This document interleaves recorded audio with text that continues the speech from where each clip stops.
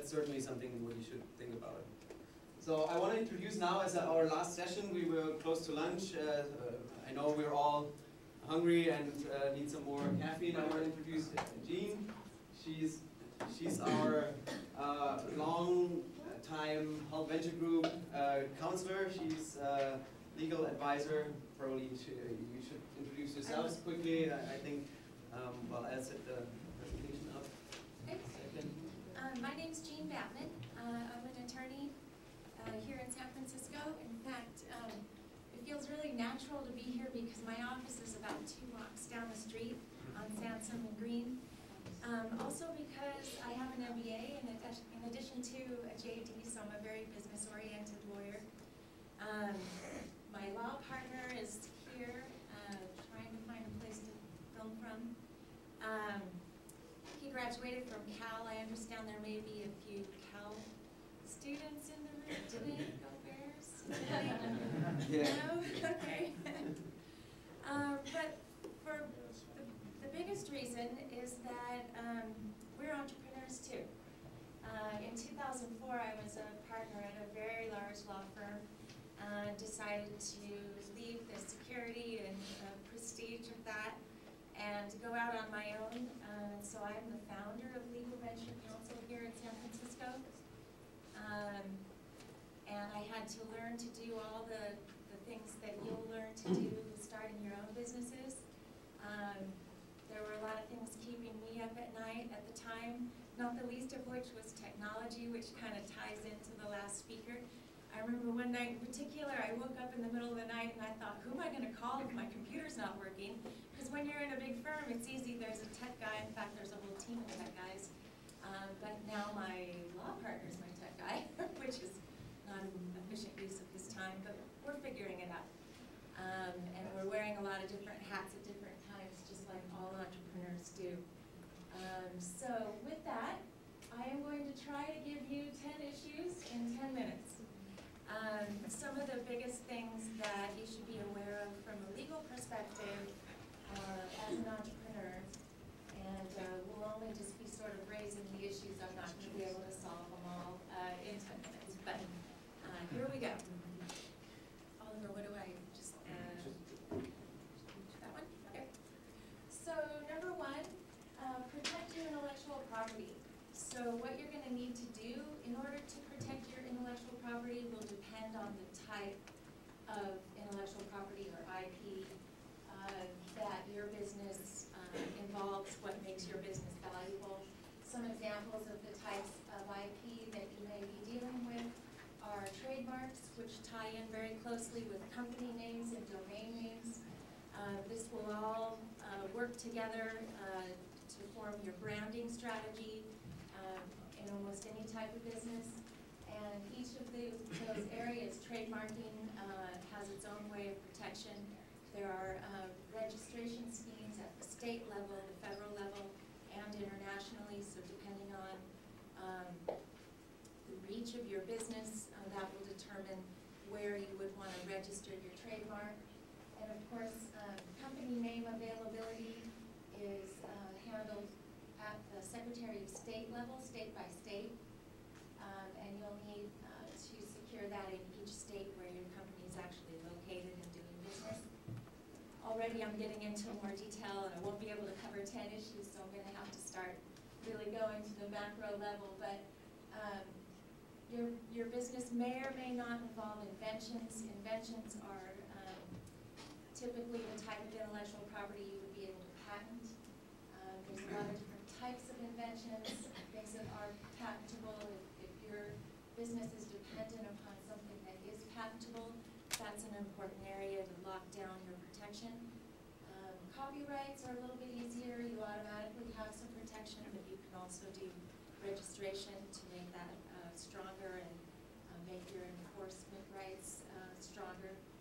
And trade secrets, which there isn't a registration process for. What you need to do if you have trade secrets that are very important to your business is make strong use of non-disclosure agreements, confidentiality agreements, and make sure that the trade secrets are only disclosed when they're absolutely necessary. They need to be kept secret or they'll lose their protectability under the law. So at some point you'll probably decide that you want to form a company. You'll need to decide where to form, which should, I think, be tied closely to where you're actually located. And whether you want to limit your liability as a business person, which I, of course, would strongly recommend that you try to do. If you don't form an entity at all, you're a sole proprietor and you have no limitation on your liability. So that would be sort of your default position and your worst case scenario once you start signing contractual obligations and entering into arrangements that could generate business liabilities. Before you get to that point in your development, I think you're going to want to form one of these types of entities that will actually protect your personal assets from the liabilities of the business. You're probably going to want to do some kind of documentation among founders and contributors so that there's no misunderstanding about what the relative contributions are going to be, what the relative ownership is going to be. You don't want to end up being profoundly successful and have a bunch of people out there claiming that they are your partner in ownership, if that isn't what you intended as the original founder. And even if there was a perfect understanding at the beginning, if it isn't written down, people might remember it differently. And so having something in writing helps protect you against that. And even the mood, what I mean by mood is that at the beginning of a relationship, people are very optimistic and very happy, and it's easy to reach an agreement and to get something in writing that everyone can agree to. But someday, somebody might not be so happy, and for that reason, they may remember something differently, or they may come up with some angle on the agreement that's different from your understanding. So to protect yourself from those three M's, I think it's really important to get something in writing among the founders and contributors to the new enterprise. Raising money, there's lots of ways to raise money that don't involve securities law issues. I mean, you can spend your own money, you can use your credit cards, you can borrow from banks, you can get grants, but the moment you sell equity like stock or an interest in a limited liability company to an investor, you've got securities law issues that you need to be aware of so that you stay out of trouble. Again, a lot of times people don't do that right, and the more successful they become, the bigger problem it is because they don't get clean legal opinions on their IPOs, or there's some other snafu along the way. So once you get to the point where you're raising money by selling stock or some other ownership interest, a couple of ways that you can help stay out of trouble is to understand that you need to do it in a private fashion so that you can qualify for the private offering exemption under the securities laws, and you should really limit your investors to accredited investors, which means high net worth individuals or high income individuals primarily. I'm only on 4. How are we doing on time? Yeah. 5 more minutes. 5 minutes. Okay. Or so? Hiring employees is a very sticky area. Of course, federal, state, and local rules apply. Just a couple of quick tips on that. Get a good basic set of paperwork that you can use each time you bring someone on board. There's required information that should be posted if you have employees. Get a poster. They're going to cost about $20. And hire a payroll service so they will help you figure out how to do the tax withholding and when the employment taxes have to go in, and they'll do the paperwork. That should say key contracts, not key contacts. The tip here is that your key contracts should also be reduced to writing.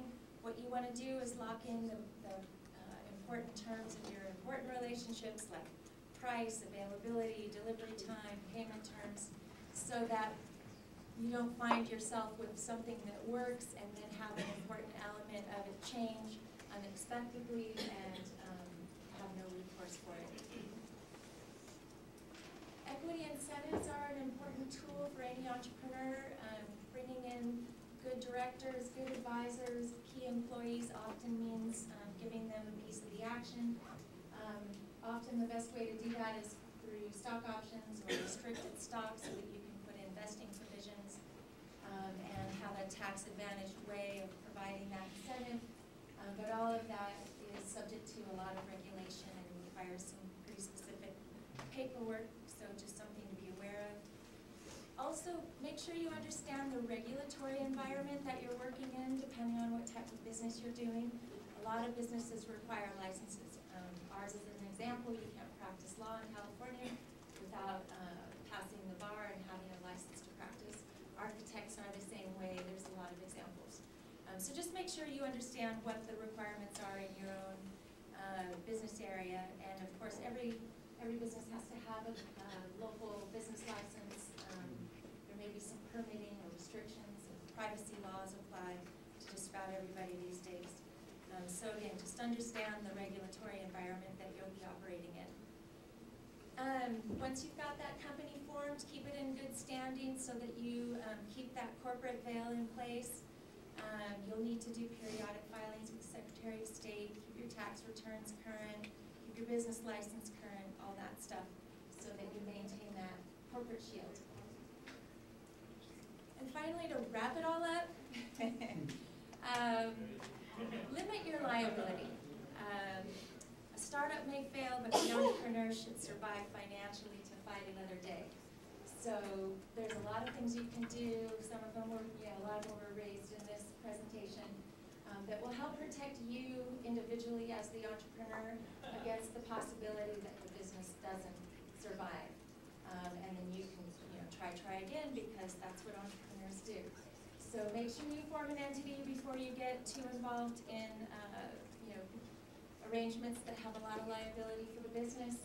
Maintain it in good standing, observe your corporate formalities, and try to avoid personal guarantees, which can undo all that. So thank you so much.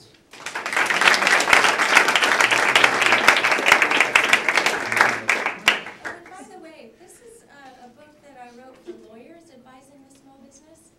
But those of you, since you're MBAs, you may end up going into consulting and advising small businesses. It may be useful to you as well. So You want to write it on the board, or like? it's here. Oh, okay. Thanks again. Thanks so much. I think this is this is now jumping a bit ahead. Like everybody, not. This is a bit more in the future, but I think many people with ideas and now working on ideas, they don't want to think about legal stuff or regulatory. I mean, that's totally boring. Like most people think. It's definitely not boring. I know that from my perspective as a development and innovation guy, and it's certainly absolutely key. Because if you mess up there, your product can be good as hell, but you will fail. So if you have questions, Gean's office is right next to HALT. So if you're interested in more detail, if your venture advances in the next couple of months, so here is a good contact to go to. I think. Any questions here? Right. Just a question, maybe get a copy of Gean's slides? I have a few with me, but only a few. So if there's more than a few of you that actually want it, give me your card and I'll email it. Would you allow Oliver to email it to us? Or? Absolutely. Oh. To have the PDF? No, I'll have to send you a PDF. Okay, sure. Yeah, but Okay. I can do that. Thank you so much. So, I mean, enough talking. I think we heard a lot now. We thought this is very important, so to get everybody on a page, we tried to keep it short and relevant. Now it's time for lunch. Sorry. Helen has got a one-pager that, which I didn't have time to discuss. Oh, yeah, it's been passed around now. Okay. There's more outside. What that is, it gives you an example of how to look at the world of potential partnerships and how you pick apart a sector. That particular one that you've got is specific to social media, but it has on one side how you may break it down and look at all different possibilities.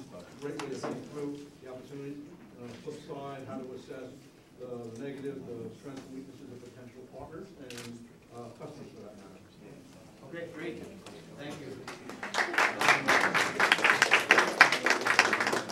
But just for housekeeping, so we're gonna be back here at 12:45. So you have 35 minutes. Sorry that we went over a bit for your own lunch. what is going to come next is, now that you heard so many things, you might have specific questions regarding your own venture. So everybody signed up yesterday for coaches. We have more than just the ones who spoke today. So please be aware about your own time schedule, so you know at which time slot you signed up for which coach. The papers are still out on the table at the registration desk, and please make sure that you know where the coach will be, because they will be in the 3 classrooms. So we'll have 4 coaches per classroom, so we will make sure that they get you. And we will be here in Southern on the 2nd floor, and on Pacific on the 1st floor. So just check out which coach has which room and go there during the time. And during this 2-time-hour period, you will have, of course, gaps. So these gaps are for you and your team to fill in all, to brainstorm about all these things you heard about today. You have our documents in your deck, like the 1 pages per session. Make sure you look over that and try to answer a couple of the questions in there. And yeah, we're gonna see you again here around, and we're gonna just so I'm gonna reconvene here at 2:45. 2:45, we're gonna be back here in this room. Okay? At 12:45 in the different classrooms, but as a group here at 2:45. So that's 2 hours of coaching. Okay?